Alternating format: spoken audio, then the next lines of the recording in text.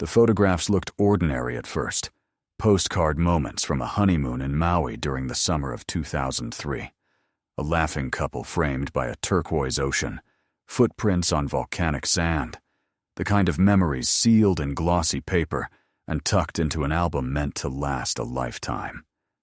But as detectives would later discover, every roll of film told a second story hidden in plain sight. In the background of almost every shot stood a stranger, sometimes blurred, sometimes half obscured by palm leaves, sometimes reflected in a restaurant window. Always there, always watching. At first it seemed like nothing more than coincidence, the unavoidable photobombs of a crowded island. Yet the longer you looked, the less random it appeared. His position changed, his distance closed, and in the final frame the man was close enough that you could see the outline of his eyes behind dark lenses. That last photograph was taken just hours before 28-year-old Lena Rivera vanished without a trace. They had come to Maui as newlyweds, escaping the California heat and the noise of ordinary life for 10 quiet days under the Pacific sun.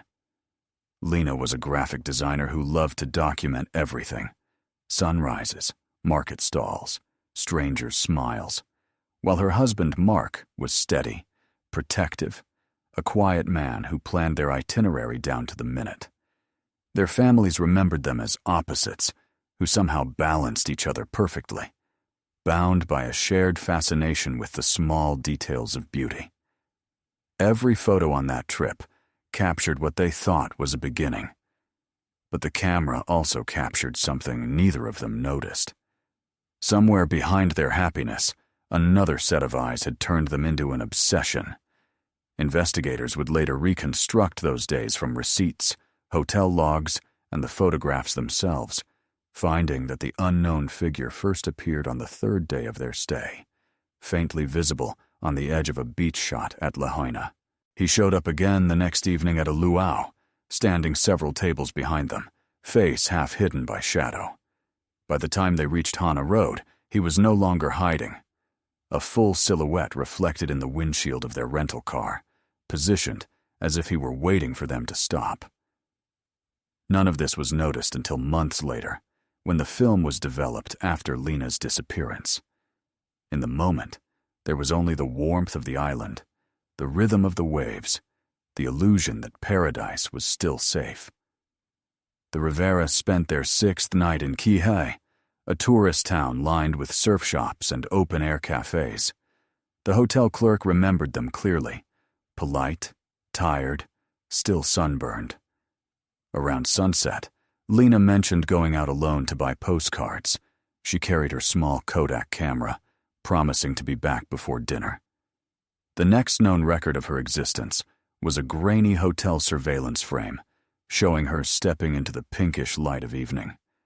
The frame after that captured movement behind her, someone walking the same path, matching her pace.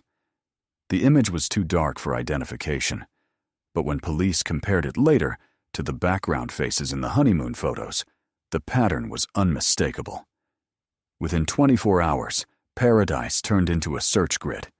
Helicopters swept the coastline, divers combed the reefs, tourists were questioned, but no sign of Lena appeared. The only trace was that series of photographs Mark carried back to California, shaking as he showed them to detectives months later, insisting that whoever killed his wife had been following them the entire time. Investigators were skeptical then. The evidence was circumstantial, the figures too blurry, the story too cinematic to be true. But years later, when technology allowed those images to be enhanced and cross-referenced, the impossible detail became undeniable. The same man had appeared in at least 11 frames, his posture identical, his trajectory closing with every click of the shutter. What began as a love story, printed on cheap film, developed into one of Hawaii's most haunting mysteries, a case where every smile hid a shadow, and every captured moment carried the watcher closer. And somewhere in those final seconds, as the camera flash lit her face for the last time. The reflection of the stalker burned itself onto the lens, a silent witness waiting 2 decades to tell its story. Maui in 2003 was a picture that seemed almost painted to resist darkness. The island was bright, self-contained, humming with the kind of beauty that felt immune to human tragedy. Tourists arrived daily in rented jeeps, their cameras dangling from their wrists, chasing sunsets along the Hana Highway and snorkel mornings near Molokini. The air smelled of mango and salt, and every evening the light sank slowly into the Pacific like a ceremony. Yet beneath the postcard perfection, the island carried another rhythm, the quiet churn of people passing through, workers who came and went with the seasons, drifters who found temporary work in resorts, visitors who never signed their names in the same place twice. For locals, this constant movement was the cost of paradise, the unspoken truth that on an island built on hospitality, strangers were everywhere, and not all of them came to leave footprints in the sand. That July was one of the hottest on record. By late afternoon, Kihei's streets shimmered in the heat, the asphalt soft under sandals. Tour buses coughed as they climbed the hill toward Haleakala, their passengers pointing cameras at the vast volcanic plain below. Couples like Lena and Mark blended perfectly into this landscape. Sunburned shoulders, laughter in open-top jeeps, the carefree rhythm of vacationers who believed nothing bad could happen where the ocean sparkled that bright. The Riveras stayed at the Coral Sands Resort, a modest but clean hotel 2 blocks from the beach. Their room overlooked a courtyard pool surrounded by hibiscus. Every morning, the same woman in a straw hat watered the flowers, humming softly. Every evening, the front desk clerk watched guests return from dinners at the tiki restaurants down the road. In that repetitive cycle of tropical normalcy, no one paid much attention to who walked behind whom. It was only later, as detectives pieced together her final hours, that they realized how easily a predator could disappear in a place designed for anonymity. Tourists changed rooms weekly. Workers moved between hotels. Flight manifests blurred names with each passing day. For the Maui Police Department, cases involving missing visitors were delicate. A simple flight out could be mistaken for abduction. A miscommunication could look like disappearance. Yet from the beginning, something about Lena's case felt different. Witnesses recalled her vibrant energy, her curiosity, her constant habit of photographing small things. A seashell, a reflection, a cloud pattern. The photographs she left behind became the only surviving record of those days. And as detectives studied them, they saw how the island's postcard beauty had unknowingly framed a story of pursuit. Maui's tourism board liked to say that the island never slept, only rested. But in the neighborhoods beyond the resorts, nights were darker, quieter, interrupted only by waves and the distant hum of generators. It was in these unlit streets that investigators believed the stalker had found his cover. Locals later remembered seeing a lone man sitting on the beach after midnight, beer can glinting in the moonlight, always facing the direction of the coral sands. He spoke little, if at all. When asked by a fisherman whether he was a guest, he simply nodded and said he was waiting for someone. The fisherman never thought to report it. On Maui, people waited for many things: a sunrise, a ferry, a change in the wind. When police eventually reconstructed the island's geography of that week, they realized how small the distances really were. The market where Lena bought postcards was only 4 blocks from her hotel. The jetty where her hat was found lay within walking distance of the same shoreline where she'd taken her last confirmed photo. In those few square miles of tropical coastline, the mystery both began and ended. For years, locals would speak of the case with a kind of unease reserved for legends. Tour guides mentioned it quietly to new hires, warning them not to bring it up with guests. Fishermen avoided the jetty at dusk. Some said they still saw a pale figure near the surf, carrying a camera. Detectives studying the early reports noted how the island itself had shaped the investigation's failures. Maui's beauty distracted the eye. The glare of sun and sea washed out surveillance footage, and the humidity degraded fingerprints in hours. When Lena vanished, the police received more than 100 tourist photos, claiming to have captured a woman who might be her, but almost every image blurred into the same confusion of color and faces. In that blur, the truth hid easily. A man could stand a few steps away, unnoticed, swallowed by brightness. The case would eventually be remembered, not only for the tragedy, but for what it revealed about paradise. That beauty and danger could coexist so closely that one fed the illusion of the other. On the island brochures, the water remained impossibly blue, the beaches untouched. But for those who lived there, the Rivera disappearance became a quiet scar, a reminder that even in the most photogenic places on Earth, darkness doesn't announce itself.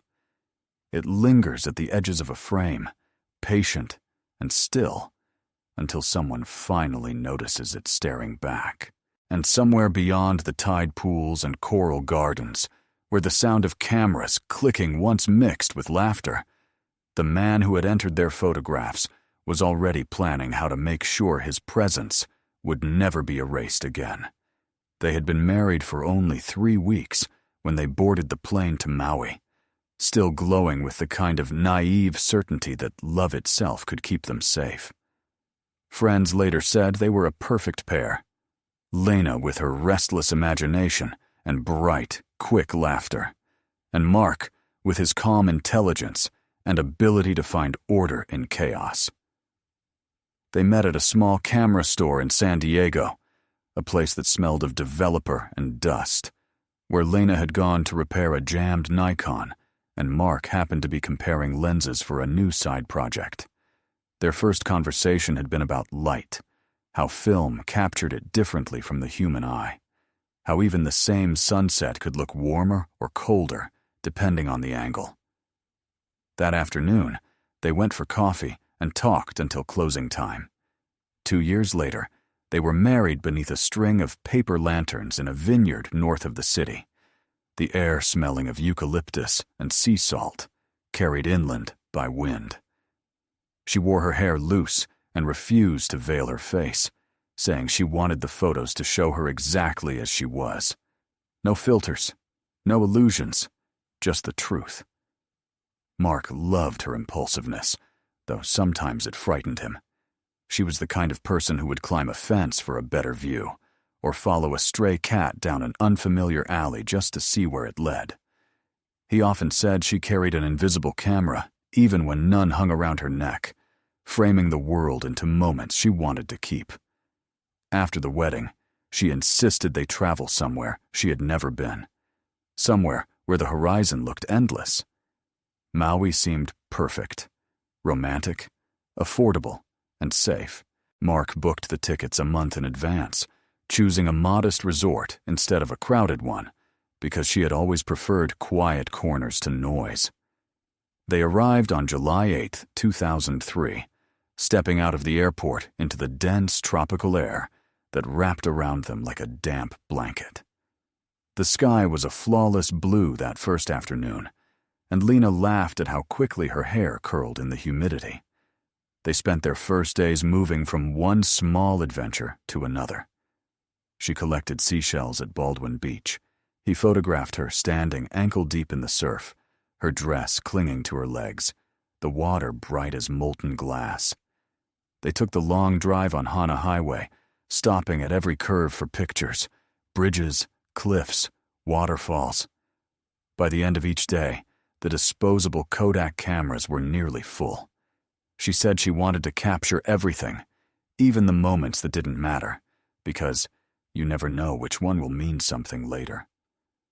Her words would haunt Mark when he looked at the developed rolls months afterward, realizing how each accidental frame had preserved something more than beauty, a presence. On their third day, they attended a luau near Lahaina. Lena wore a floral dress and a hibiscus behind her ear. In one photo taken by another tourist, she's smiling at Mark across the table, while behind them, slightly out of focus, a man appears. He's wearing a dark baseball cap, head tilted, eyes hidden by shadow. When Mark first saw the print, he didn't even notice him. But now that photo sits in the case file, labeled Frame Number 12, possible subject. The same figure reappears in later shots, at a lookout point on Haleakala, reflected in the glass of their rental car, seated 2 rows back in a cafe. Each time, the same posture, motionless, watching. Those who knew Lena said she had a sharp intuition, a sense for atmosphere. In her last calls to her sister in California, she mentioned feeling strangely observed, as though someone was following them from one town to another. Mark had brushed it off gently, assuming it was vacation nerves. He reminded her that tourists often ran into the same faces on the small island. She agreed, but grew quieter after that, choosing indoor dinners instead of evening walks. The night before she vanished, she told Mark she wanted to stay in and organize the photos. She spread them across the hotel bed, arranging them in order, laughing at the overexposed ones, the ones where Mark blinked, or she caught a reflection by mistake. At one point, she frowned and picked up a picture of herself standing near the beach. Behind her, under the palm trees, a man's silhouette appeared again. She asked Mark if he thought it was strange. He said it was probably just another guest. She nodded, but her fingers lingered on the image. That was the last evening anyone saw them together in peace. Witnesses at the hotel remembered the Riveras as affectionate, but quiet. They ate breakfast together on the balcony every morning, her camera always beside the coffee cups. The cleaning staff recalled finding postcards and undeveloped rolls of film scattered across the dresser. There was also a small blue notebook where she wrote notes about colors, shapes, light angles, fragments of thought that made little sense to anyone else, but described moments in visual terms, like a diary told in shadows and hues. Her final entry, dated July 14th, simply read, "Light changes faster here. It doesn't wait for you to be ready." Investigators later found that page stained with something faintly red, perhaps wine, perhaps not. Friends and family back home described Lena as grounded, responsible, never impulsive about safety. That was why her disappearance seemed so impossible. Nothing about her history suggested recklessness or escape. There was no debt, no secret relationship, no sign of distress. Mark himself underwent every kind of scrutiny imaginable, interviews, polygraphs, searches, but nothing pointed toward him. The photographs became the only narrative left, their glossy surfaces holding fragments of time that no one had noticed were turning into evidence. In those images, the couple's love looked eternal, her leaning against his shoulder, his arm around her waist, the ocean stretching endlessly behind them. Yet, to the trained eye, there was tension in the background, a shadow just far enough to avoid clarity, a shape that reappeared from frame to frame, like a ghost refusing to leave. When the forensic lab later enhanced those prints, the figure resolved slightly. Male, average height, wearing a dark baseball cap and windbreaker, the kind often sold in tourist shops. The experts concluded that the same individual appeared in at least 11 separate locations across 5 days. He had to have followed them. What the photographs could not capture was the atmosphere of that final morning. The staff at the Coral Sands remembered the argument they heard faintly through the thin hotel walls, Mark telling her not to go out alone, Lena insisting she just wanted a short walk, promising she would be careful. The maid cleaning the adjacent room said she heard a door slam, and then silence. A few hours later, Mark went down to the lobby, asking if anyone had seen his wife. By sunset, the search had already begun. For those who later studied the case, the most haunting element wasn't her disappearance itself, but the way the photographs seemed to foreshadow it. Each image carried an invisible countdown, a visual echo of someone approaching. It was as if the camera, more sensitive than the human eye, had recorded danger before the couple could recognize it. When detectives reviewed the prints one by one, they realized that Lena had unwittingly documented her own predator, that every photo meant to preserve joy had also preserved fear. The Rivera family in California still keeps the wedding album closed. Mark's sister once said she couldn't bear to look at the honeymoon pictures anymore because they no longer showed a couple in love. They showed a woman walking unknowingly toward the end of her story. And though no one could have predicted what was coming, the truth was already there, hidden in the margins of the frames. An uninvited figure stepping closer each day, waiting for the moment when paradise would turn into the perfect cover for disappearance. And by the time the final photograph was taken, the camera had captured both the beauty of a marriage's beginning and the first quiet trace of its ending. On the evening of July 14, 2003, the air over Kihei was heavy and still, thick with the residue of afternoon rain that clung to palm leaves and windows. The resort lights shimmered across puddles on the pavement, and from the open bars near the beach came the faint, rhythmic pulse of live music and laughter. It was the kind of evening that convinced visitors they were safe from everything, even fate. Around 5:30 p.m., the Coral Sands security camera caught Lena Rivera stepping out of the hotel lobby, her hair tied back, wearing a white sundress and carrying a straw bag with her camera inside. She waved at the doorman, smiling, then turned toward the street that led to the small marketplace 3 blocks away. It was supposed to be a quick errand, just postcards and bottled water before dinner. When Mark glanced at the clock at 6:10 and she hadn't returned, he assumed she had lingered at the shops. By 7, he was pacing the lobby. By 10 o'clock, he was calling the police. What happened in the space between those hours would become one of Hawaii's most haunting mysteries. Witness statements later suggested that Lena stopped briefly at a souvenir shop, where a clerk remembered her buying a pack of postcards decorated with tropical flowers.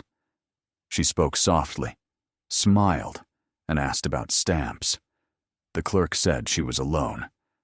After that, there was nothing. The next confirmed piece of evidence came the following morning, when a jogger found a straw hat tangled in seaweed near the jetty at Kamaiole Beach Park. It was Lena's. Inside the rim, salt crystals had dried in uneven streaks, suggesting it had spent hours floating in the surf. There were no footprints nearby, no sign of struggle, just the hat, and a feeling that something had gone deeply wrong. When police officers arrived at the Rivera's hotel room to question Mark, they found him sitting on the balcony staring at the ocean, still holding her camera case, as if she might walk in at any moment to take it from him.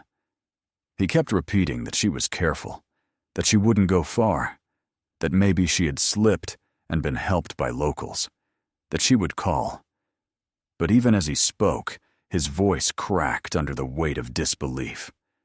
The officers began the official missing person protocol, canvassing nearby shops, restaurants, and beaches. They showed her photo around Kihei, and within hours, every hotel in the area had her face, printed on black and white flyers taped to glass doors. The initial search involved both land and sea. Helicopters flew low over the shoreline, their spotlights sweeping the surf. Divers explored the reefs and coves, battling currents and limited visibility. Police combed through the dense vegetation beyond the road, searching for any trace of clothing or personal belongings. Nothing appeared. The tide erased everything faster than they could mark it. The following morning, the local newspaper carried a small headline: "California tourist missing in Maui." The article quoted the police captain's cautious statement: "No evidence of foul play at this time." But within the department, Detective Keone Lasco was already convinced otherwise. The tone of Mark Rivera's voice, the way he clutched his wife's belongings, the unease that lingered in every witness description, none of it fit the pattern of an accidental disappearance. In the first 48 hours, investigators traced every step Lena had taken. The postcards she bought were found in a plastic bag behind the shop counter. She had forgotten them when she walked out. The shopkeeper thought she might come back for them. That small detail, easily dismissed, became significant later. Lena had left her purchase behind, which meant she had been interrupted or distracted. The surveillance camera from a nearby convenience store provided a second angle. At 5:47 p.m., she appeared walking along the narrow street, adjusting her bag strap. 7 seconds later, another figure entered the frame, a man wearing a dark jacket and baseball cap, keeping steady distance. The footage was grainy and blurred by the reflection of headlights, but when the images were enhanced, investigators noted his height, build, and gait matched the unknown man visible in several of the couple's photographs. By the third day, the case had grown from a local search to a national story. Reporters from the mainland arrived, broadcasting live from the palm-lined beaches that now looked more sinister than serene. "The paradise honeymoon that turned to tragedy," one anchor said, standing before the waves where Lena's hat had washed up. Tourists watched uneasily as divers entered the water again and again, their black wetsuits cutting through the blue like warnings. Each time they surfaced, the same silent shake of the head followed. The ocean gave nothing back. Detective Lasco focused on the photographs. Mark, desperate for answers, handed over every roll of undeveloped film they had shot. The images came back 2 days later, dozens of prints scattered across the detective's desk. He studied them for hours. Waterfalls, cliffs, luau's, beach sunsets. And then he saw it, the faint figure appearing behind them, never looking at the camera, but always in proximity. Sometimes just a shoulder, sometimes a full silhouette. The detective called Mark in to confirm whether he recognized the man. Mark stared at the prints for a long time before whispering, "He's in all of them, isn't he?" That realization marked a turning point. What had begun as a missing person case now looked disturbingly like a calculated pursuit. While police examined the prints for fingerprints or hidden traces, word spread quickly through the island community. Locals volunteered to join night patrols along the beach. Divers extended their searches farther along the coastline. Tourists, unnerved, checked out early. The Coral Sand staff described a creeping tension that settled over the hotel, a feeling that the easy, carefree rhythm of the island had been replaced by something cold and watchful. The hotel's night clerk later admitted that in the week before the disappearance, a man matching the figure's description had been seen loitering near the pool after midnight, claiming he was waiting for friends. No one questioned him at the time. For Mark, the days that followed blurred together into one long haze of exhaustion and guilt. He gave interview after interview, his face pale, his voice cracked from sleepless nights. Each time he repeated the same line, "She just went to buy postcards." He stayed in Maui for 2 weeks after the official search was suspended, walking the same routes she had taken, staring into the water until the horizon seemed to close around him. He carried her camera everywhere, convinced it might somehow hold the answer. When he finally returned to California, he did so alone, accompanied only by her luggage and the undeveloped film that would later become the centerpiece of the investigation. For the detectives, that film was both a clue and a curse. It offered hints but no resolution, patterns but no identity. Every photo showed paradise, yet none could hide the shadow inside it. And in that shadow, somewhere along the narrow road between the coral sands and the market, Lena had vanished, swallowed by an island that promised safety, but gave silence in return, leaving behind nothing but the sound of distant waves and a trail of images that refused to stop watching back.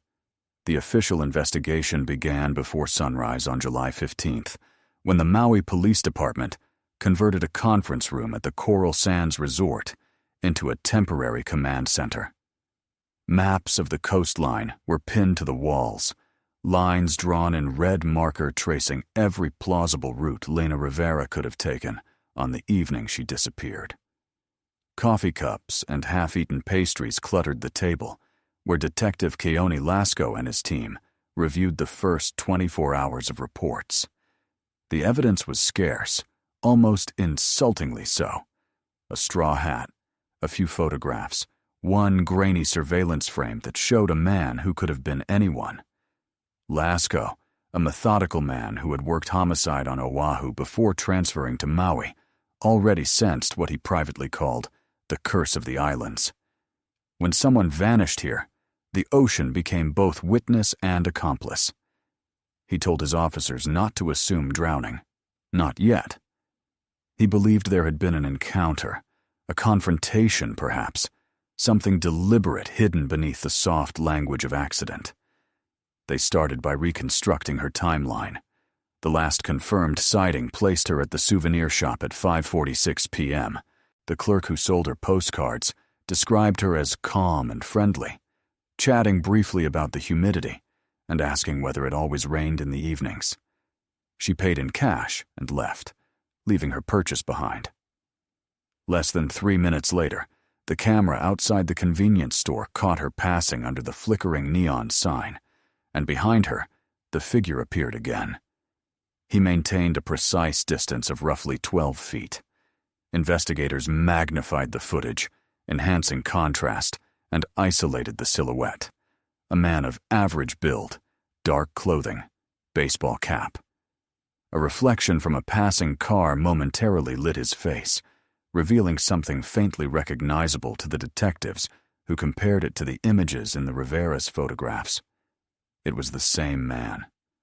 Mark Rivera remained under the inevitable cloud of suspicion reserved for spouses in disappearance cases. Lasco questioned him for hours, probing for inconsistencies. Mark answered every question carefully, sometimes too carefully, but his grief was raw, not rehearsed. He explained that he and Lena had argued earlier in the day over whether to go snorkeling or visit the art market. She wanted solitude. He wanted to explore.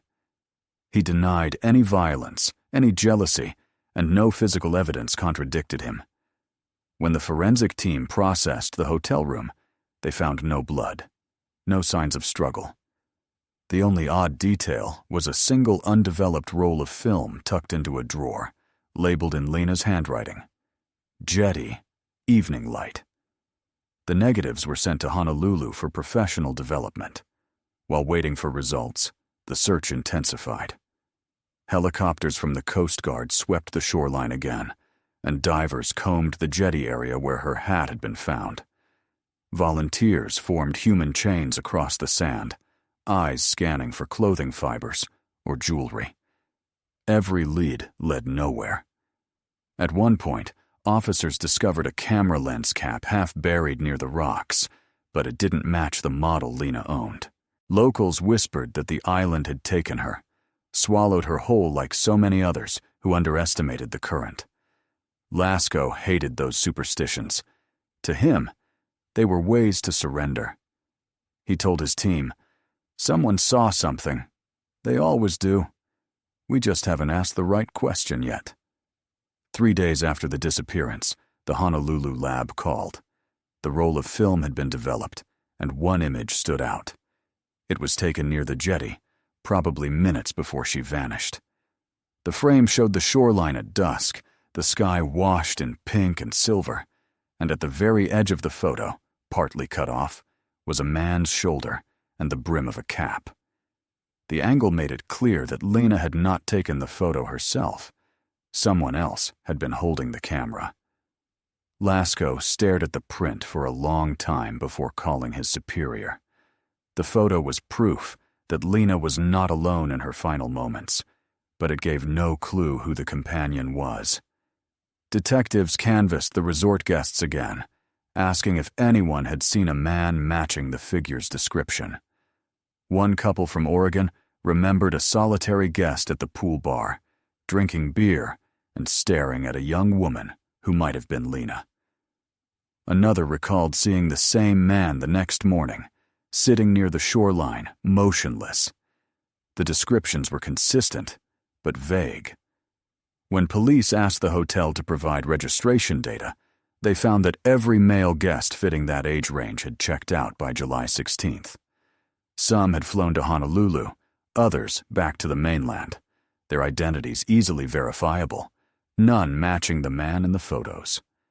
Lasco began suspecting the possibility of a local worker, someone transient who could move freely without record.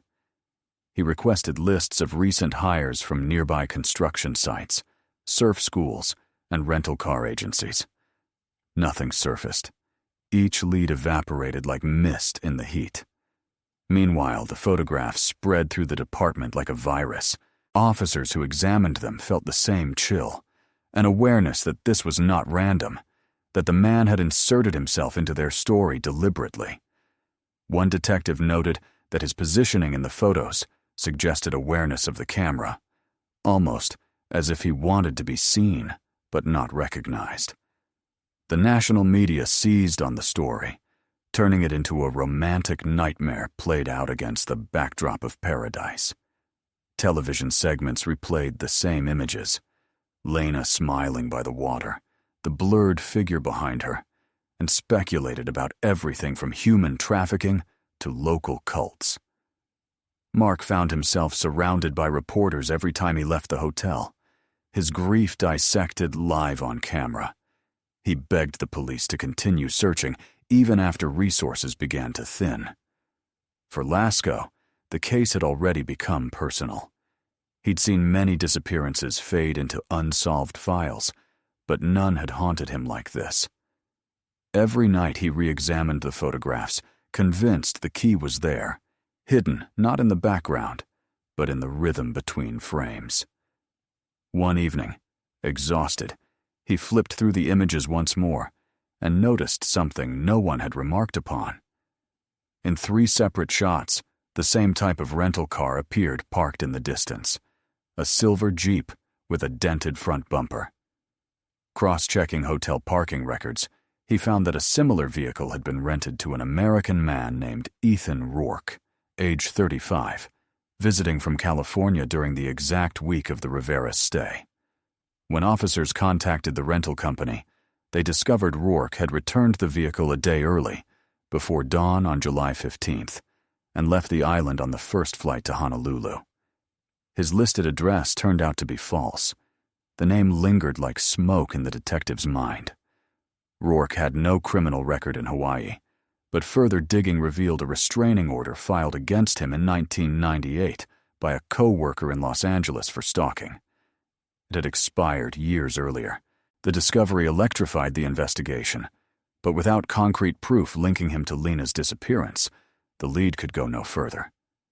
The police issued a quiet request for information through the FBI's mainland offices, but weeks turned into months without response. By the end of the summer, the official search was scaled back. The press moved on to other stories.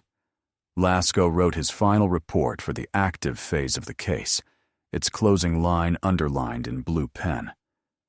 Subject likely followed victim for several days prior to disappearance. Motive undetermined. Investigation ongoing.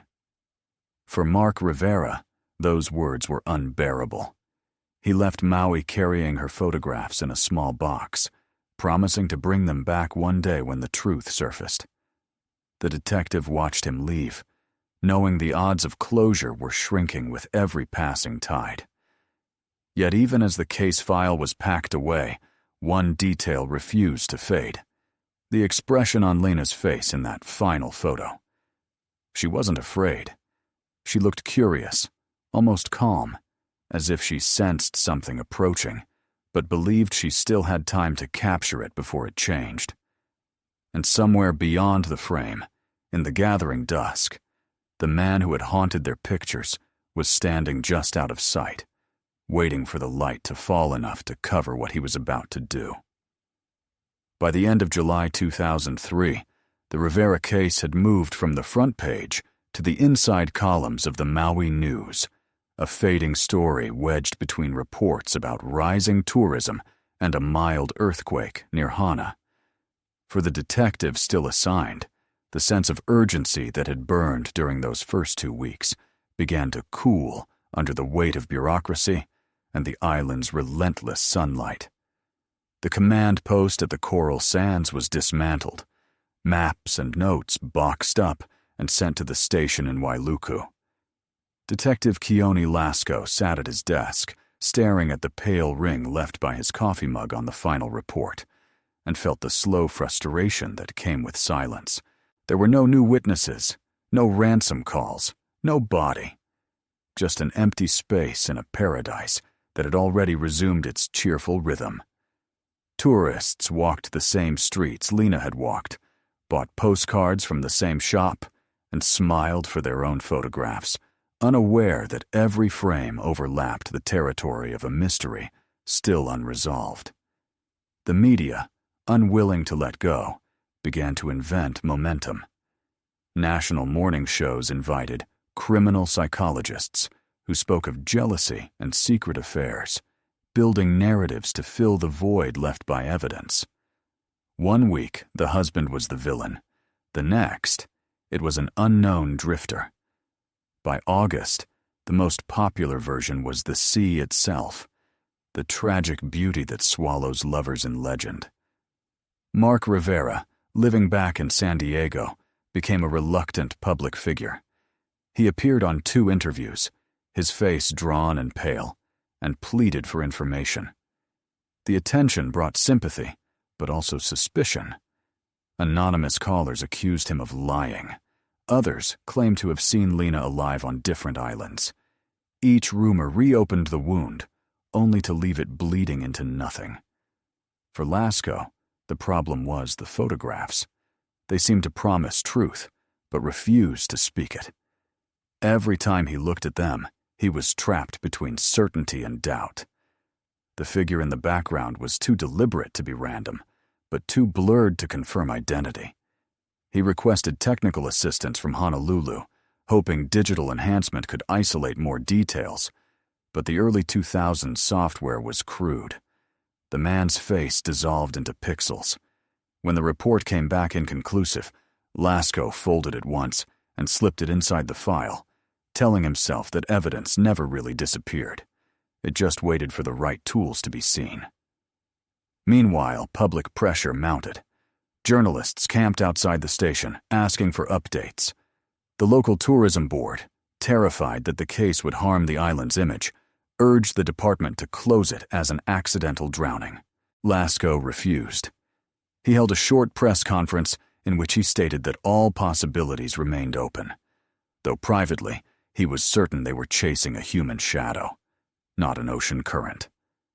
After that statement, the story reignited briefly, then faded again as newer tragedies occupied the national attention span. By the time the year ended, Lena's name had become shorthand in Maui for the unease people felt when beauty turns hostile. Mark returned to the island once more in January 2004, unannounced, and met with Lasco. The detective remembered him walking into the station carrying a small cardboard box of photographs, insisting that there were new ones. Mark had found a few rolls they had mailed to friends during the honeymoon, casual snapshots of beaches and roadside stops. In 3 of them, the same figure appeared again, partially hidden but unmistakable. This time, the man was closer, and in one shot, his reflection appeared in a window behind Lena. The discovery reignited the investigation for a short while, but still there were no fingerprints, no clear facial features. It was proof of presence, not of crime. As weeks turned into months, the media's appetite turned crueler. Tabloids suggested that Lena had run away, that she had staged her own disappearance. A television documentary aired under the title Honeymoon Gone Wrong, dramatizing the story with actors and implying that Mark had a temper. Lasco watched it once, anger building in his chest, then switched it off. The show treated tragedy like entertainment, trimming facts to fit a neat narrative arc. The truth, he knew, had no such symmetry. By the spring of 2004, the Rivera file was officially reclassified as a cold case. Lasco boxed it himself, sealing the folder with tape and writing her name carefully across the front. He stood for a long time in the archive room before placing it on the metal shelf among hundreds of others that waited under the hum of fluorescent lights. It should have ended there, but the photographs refused to fade from his memory. At night, he sometimes dreamed of them, the couple smiling, the blur in the background growing sharper until it seemed to lean out of the frame, watching him. The case slipped quietly out of public consciousness, but on Maui, its echo lingered. Locals told newcomers that the island remembers everything, even what the sea hides. And in that collective silence, the photographs rested in their sealed envelope, gathering dust, waiting for a future that could finally read what they had been saying all along. That paradise had a witness, and the witness was still staring from the corner of every frame. For nearly a decade, the case lay dormant, sleeping beneath the bureaucratic weight of time, sealed away in a gray cabinet in Wailuku's evidence room, where the air smelled faintly of dust and salt. Files yellowed, witness numbers changed, officers retired or transferred, and the photographs that once electrified the island became artifacts of a forgotten tragedy. Yet silence is not the same as peace. Beneath the stillness, small movements continued. Every December, Mark Rivera sent a letter to the Maui Police Department asking whether anything new had surfaced. He received the same form response. No new information at this time.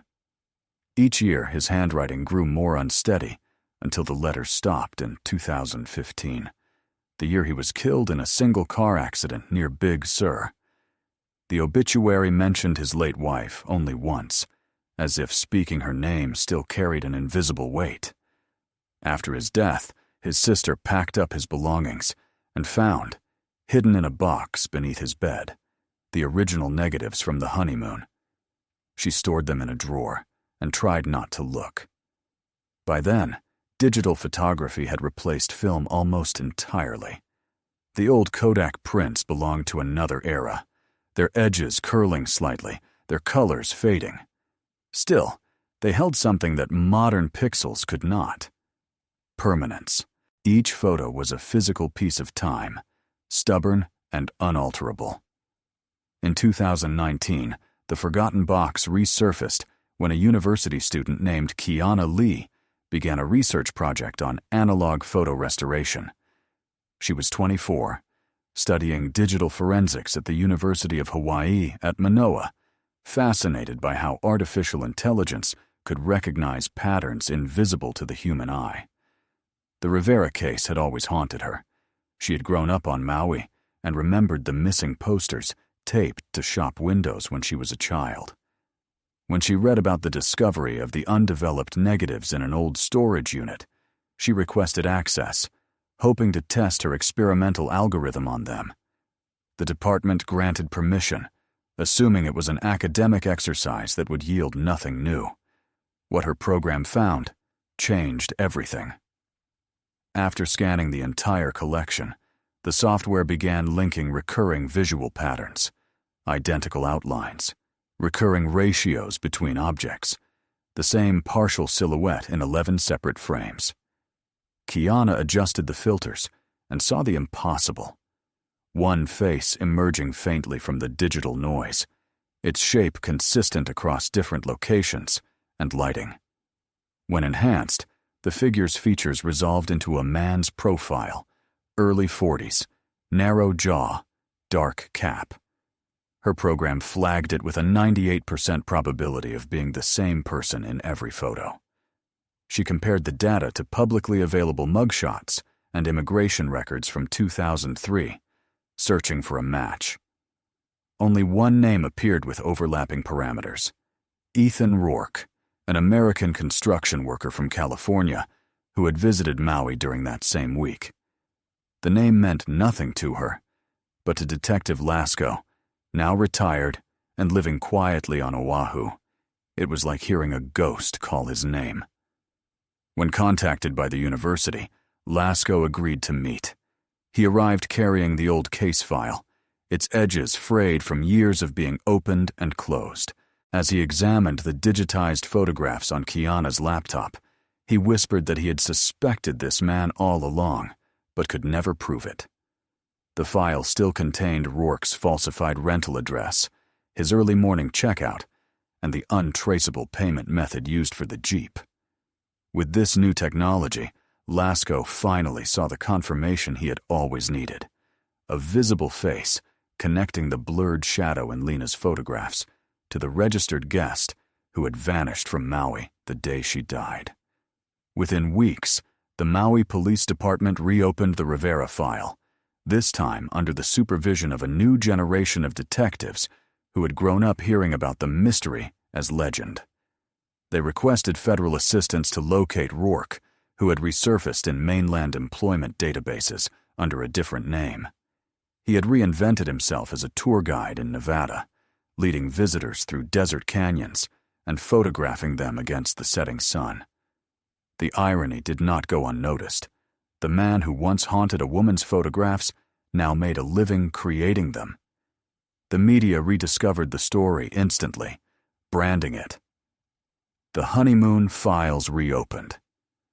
Old footage replayed across networks, the island's calm streets filled again with reporters. For Lasco, the renewed attention was bittersweet.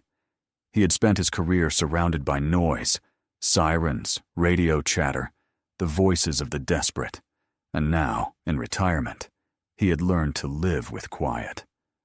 The case's resurrection felt like a tide returning to shore after years of retreat. He told Kiana that justice often moved slower than water, but when it came, it carried everything with it. The new forensic team reviewed the physical evidence with tools that hadn't existed 20 years earlier. They discovered that the negatives still bore microscopic residues of oil from the photographer's fingers. A sample was taken and cross-checked against national DNA databases. The result returned with a match: Ethan Rourke, identified through a minor arrest in California from 2010. The confirmation was indisputable. Suddenly, a cold case that had been declared unsolvable for almost 2 decades had a living suspect, a name, and a traceable location. In early 2023, an arrest warrant was prepared quietly to avoid media interference. Lasco, though no longer active duty, was invited to observe. He stood behind the younger detectives as they scrolled through recent photographs of Rourke, astonished by how ordinary he looked. Gray hair, tourist smile, eyes that revealed nothing of the man who had once watched a woman through a camera lens until she disappeared. That evening, as the final paperwork was signed, the retired detective felt something shift inside him.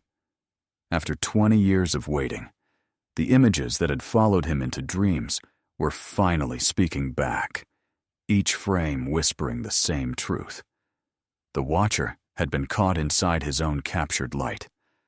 The hook of the story, the part that would travel farther than the island itself, came from the photographs that had started it all.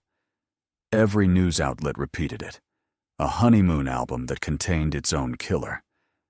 But what made the discovery haunting was not technology or coincidence.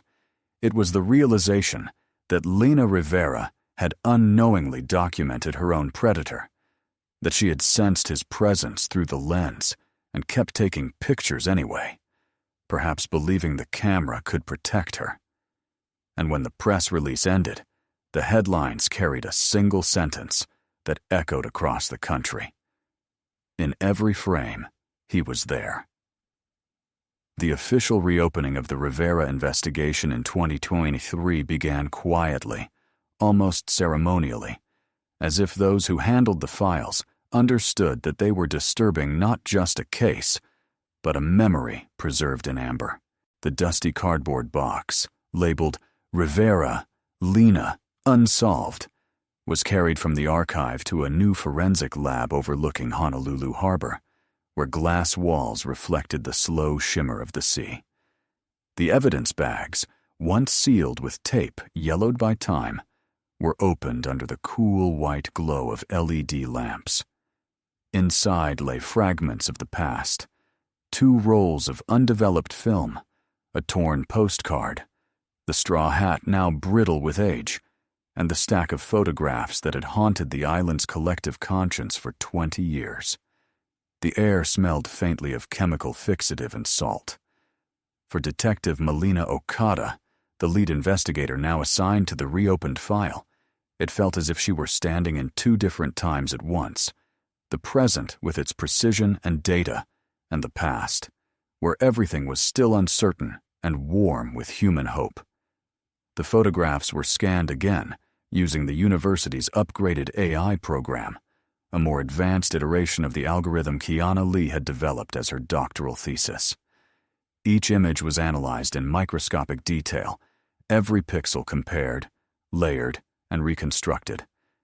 The result was startling, a clear composite of the man who had appeared, ghost-like, in the background of 11 photographs. His face emerged from the digital haze with unnerving clarity. Dark hair, angular features, and a half-smile that seemed both ordinary and predatory. When the name Ethan Rourke appeared on the comparison report, the silence in the room thickened. The same name had been written in faded ink on one of Lasco's old suspect lists, but in 2003 it had led nowhere. Now, with DNA evidence drawn from the negatives and matched against a national database, it became undeniable.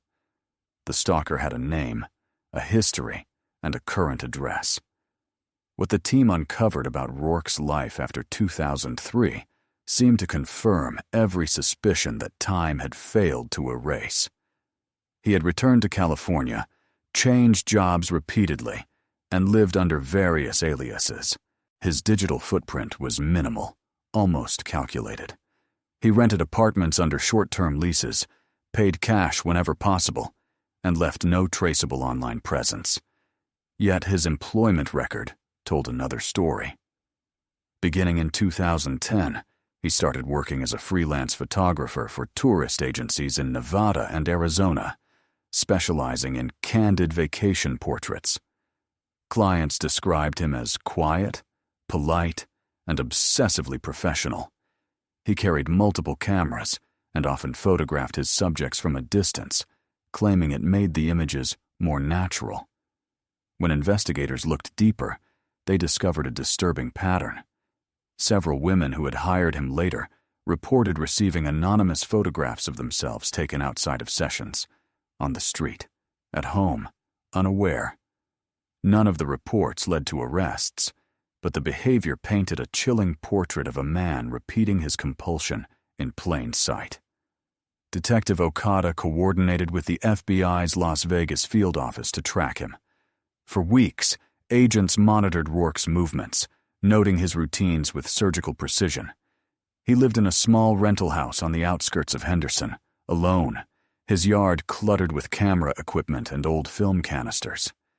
He drove the same model Jeep that had appeared in the Rivera photos 2 decades earlier, though this one was newer, silver gray, almost a replica. The coincidence felt deliberate, as if he were reenacting a story no one else knew he had written.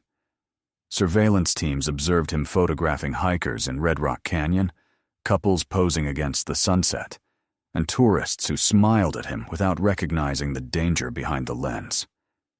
In March 2024, the operation moved to arrest. The morning was dry and windless, the desert sky pale as sandpaper. Rourke left his house carrying a tripod and camera bag. As he bent to lock his door, 2 unmarked vehicles pulled into the driveway. The agents approached calmly, identifying themselves, reading his rights in a voice that carried no emotion. He looked at them for a long moment, expression unreadable, before whispering, I knew this would come. Inside his home, investigators found hundreds of photographs arranged on the walls and stacked in boxes. Images of landscapes, strangers, women smiling on beaches, their faces familiar to no one but him. In one drawer, they discovered a weathered film camera wrapped in cloth. The serial number matched the model owned by Lena Rivera. When questioned at the Las Vegas field office, Rourke maintained a chilling composure. He denied harming anyone, but admitted knowing Lena, describing her as a friend from another life. He said he had followed her to Maui to talk, insisting that she misunderstood his intentions. He confessed to meeting her near the jetty on the evening she disappeared, claiming that they argued about how she looked at him like a stranger. According to the statement later filed, he said, "I didn't mean to hurt her. I just wanted her to stop walking away." The phrase became the headline of every major paper the next morning. As detectives pressed for details, Rourke's story shifted. He claimed that she slipped, that he tried to help her, that the tide pulled her too fast. Yet forensic analysts determined that several scratches on the recovered camera were consistent with a violent struggle. The evidence of intent began to mount. DNA residues from his fingers, still preserved on the negatives, confirmed he had handled her film after her death. When confronted with this, he fell silent for the first time, his face tightening as though the truth itself was pressing against his skin. He eventually said, "She wanted to keep everything in pictures. I wanted to keep her." The arrest reverberated far beyond the islands. For those who remembered the story, the revelation felt like a door finally opening in a house that had been locked for decades. News crews descended again on Maui, filming at the same beaches, the same streets where Lena once walked.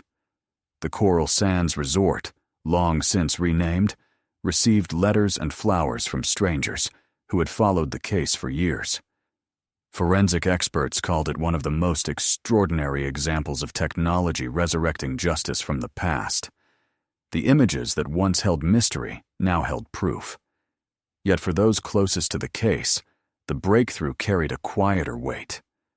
Kiana Lee, whose algorithm had first detected Rourke's face, said during an interview that the haunting part wasn't the technology or even the confession.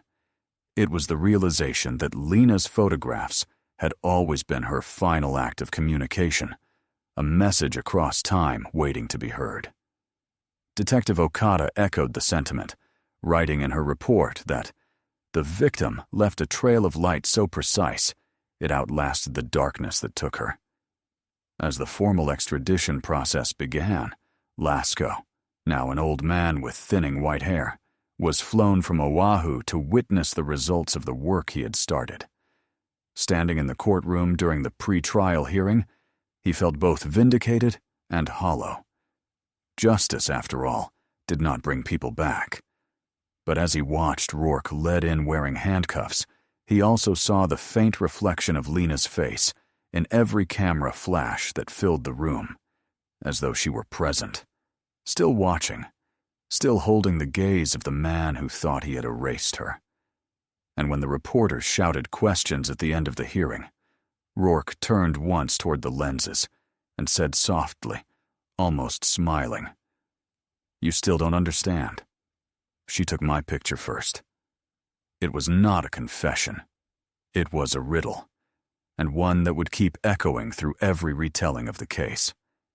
The trial of Ethan Rourke began in the spring of 2025 in a courthouse overlooking downtown Honolulu, its glass facade reflecting both the tropical light and the weight of 2 decades of unanswered grief. By then, the story had become a national fascination, and every seat in the courtroom was filled long before proceedings began. Journalists from every major outlet, retired detectives, and locals who still remembered the missing posters that once fluttered along the beaches of Kihei. For many, this was not simply a criminal trial. It was an act of historical closure, the final chapter of a story that had become almost myth. Cameras were forbidden inside, but outside, satellite vans lined the street, their dishes tilted toward the sky like metallic flowers. Inside, the air conditioning hummed softly, as if trying to cool the tension that had settled over the room. Ethan Rourke sat at the defense table, wearing a plain gray suit, hair neatly cut, face expressionless. To those who hadn't seen his earlier photographs, he appeared unremarkable, an aging man whose presence did not immediately suggest danger. Yet when prosecutors displayed the enhanced images taken from Lena Rivera's film, the atmosphere changed. Projected across the courtroom wall, his shadowed face appeared behind the couple again and again, each frame a silent accusation. The jury watched the sequence in silence, Lena laughing, Mark reaching for her hand, and behind them, always the same figure, a few steps closer each time. When the final photo appeared, the one taken at the jetty, the faint outline of his shoulder visible beside hers, a murmur rippled through the spectators. The prosecutor, a composed woman named Danielle Kahile, allowed the silence to deepen before saying that what they were seeing was not coincidence, but choreography. He wasn't just in the background, she said, her voice calm but resonant. He was composing himself into her life. The defense built its argument on the claim that the photographs proved nothing but proximity. Rourke's attorney described his client as an obsessive admirer, a man whose fixation had been tragic but not murderous. They argued that Lena's death had been accidental, that Rourke had followed her in a misguided attempt at reconciliation after a past friendship, that the tide had taken her before he could save her. They reminded the jury that no body had ever been found, no autopsy performed, and therefore no definitive proof of homicide existed. But evidence had evolved beyond the need for physical remains.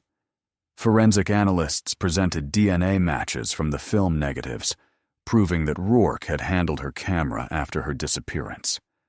Ocean current experts testified that the location of the recovered hat was inconsistent with a drowning at the depth and direction described by the defense. Even the sand embedded in the camera bag's seams matched soil samples from the cliff path above the jetty, not the beach itself, suggesting she had fallen or been pushed before entering the water. The most haunting testimony came from Kiana Lee, who took the stand to explain how her algorithm had identified Rourke in the first place. She spoke not as a scientist detached from emotion, but as a witness to the persistence of truth. She described scanning the photographs late at night, watching the same shadow take shape across the data points, realizing she was looking into the eyes of someone who had watched a woman right before her death. Her voice trembled only once when she said, "It wasn't technology that found him. It was her. She photographed her killer because she felt him there." That line, quoted endlessly in the press, became the emotional fulcrum of the trial. When Rourke finally testified, the courtroom fell into an uneasy stillness. He spoke softly, as though the words were rehearsed, or perhaps remembered from dreams. He admitted to following Lena to Maui, saying that they had worked together years before at a photo lab in San Diego, that he had been in love with her and couldn't let her go. "She smiled at everyone," he said, his eyes fixed on the table. "But when she smiled at me, it meant something. She knew it did." He claimed he only wanted to talk, that she panicked, that the argument near the jetty escalated. "She turned away too fast," he said. "I tried to grab her hand, but she slipped." The prosecutor let the silence stretch before asking why he hadn't called for help. Rourke paused, then whispered, "Because I didn't want them to think I'd done it." That single sentence sealed his fate. The confession, though subtle, carried the weight of admission. The jury deliberated for 9 hours. Outside, rain swept across the city, washing the courthouse steps clean of the camera crews that had waited for a verdict. When the jurors returned, Their faces were pale but resolute.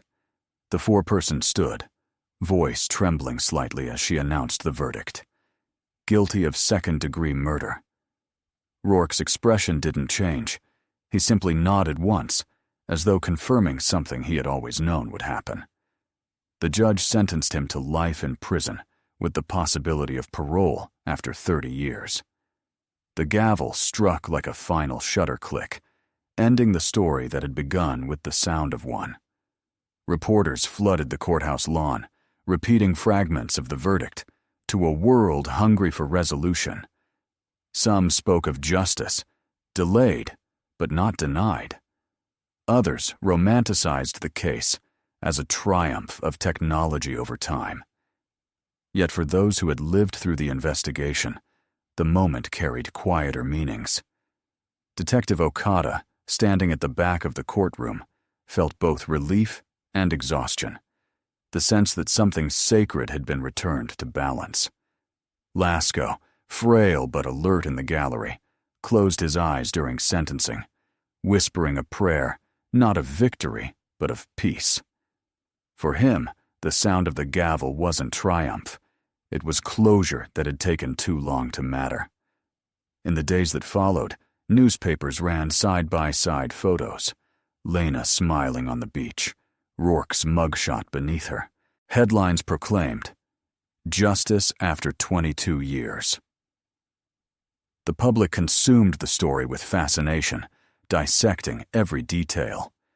But beneath the noise, a quieter truth lingered, that the photographs had not merely solved the case, they had preserved a life that someone tried to erase.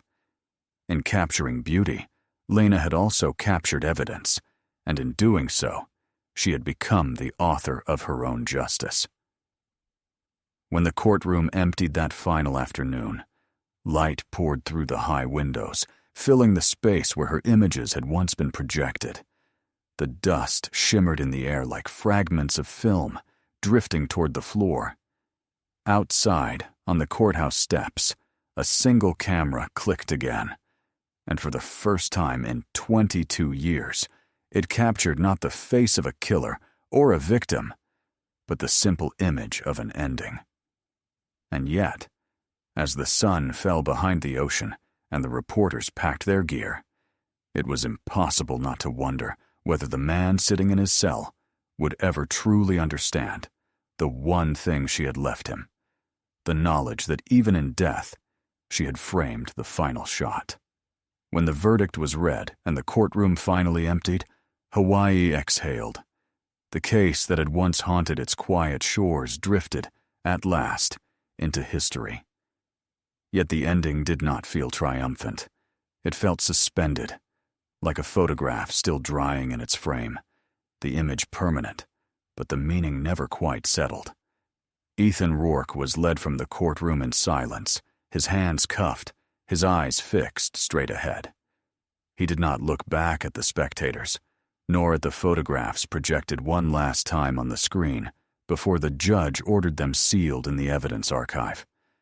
He left behind a story that would continue to live long after him, retold in documentaries, podcasts, and books that would try to explain the unexplainable. How a woman's joy could be captured alongside the man who would destroy it, and how 20 years later, that same joy would become the proof that set her free. The island, in its unhurried way, absorbed the story back into itself. Tourists returned to the beaches of Kihei, their laughter blending once more with the rhythm of the surf. The Coral Sands Resort, rebuilt and renamed years earlier, now stood like a quiet witness to memory. Locals claimed that on certain evenings, when the tide was low and the wind carried the scent of hibiscus, you could still see a faint shimmer near the jetty, where Lena's hat had been found. Something like the flash of a camera, gone before you could turn your head. It became one of those whispered stories told to visitors over drinks, half legend, half truth. But for those who knew her name, it wasn't superstition. It was a reminder that the island never forgets its ghosts. Mark Rivera's family attended a memorial service months after the sentencing.